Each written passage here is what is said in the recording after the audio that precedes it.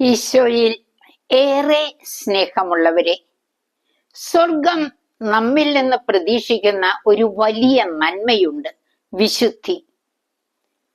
വിശുദ്ധി കൂടാതെ ആർക്കും ദൈവത്തെ ദർശിക്കാനാവില്ല. വിശുദ്ധിയെ അജയ്യമായ പരിചയാക്കണം. ജ്ഞാനത്തിന്റെ പുസ്തകം 5-ാം അധ്യായം 19-ാം തിരുവചനം.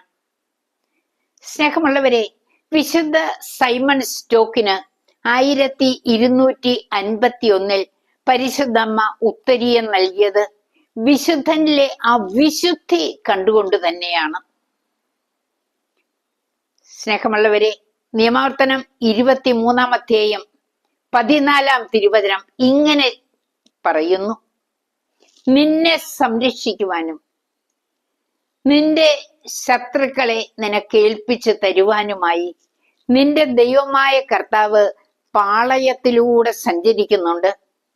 ശുചിത്വമില്ലാത്ത എന്തെങ്കിലും നിങ്ങളുടെ ഇടയിൽ കണ്ട് അവിടുന്ന് നിന്നിൽ നിന്ന് അകന്നു പോകാതിരിക്കാൻ പാളയം വിശുദ്ധമായി സൂക്ഷിക്കുവിൻ. നമ്മുടെ ഹൃദയമാകുന്ന ഈ പാളയത്തിലൂടെ ദൈവം സഞ്ചരിക്കുന്നു, അവിടെ താമസമാക്കുന്നു, നമ്മെ അനുഗ്രഹിക്കുന്നു, നമ്മെ സംരക്ഷിക്കുന്നു. നമ്മുടെ ജീവിതത്തെ വിശുദ്ധീകരിക്കാൻ പരിശ്രമിക്കാൻ ഈ സന്ദേശം സഹായിക്കട്ടെ. എല്ലാവരും വചനം കൊണ്ട് വിശുദ്ധി നേടാൻ കൂടുതൽ സമയം വചനധ്യാനത്തിലും വചന വായനയിലും ചെലവഴിക്കണമേ എന്ന് അപേക്ഷിക്കുന്നു. ദൈവത്തിന്റെ കൃപ നിറഞ്ഞ് കവിഞ്ഞ് എല്ലാവരെയും പൊതിയട്ടെ. ദൈവം എല്ലാവരെയും അനുഗ്രഹിക്കുന്നു. ആമേൻ.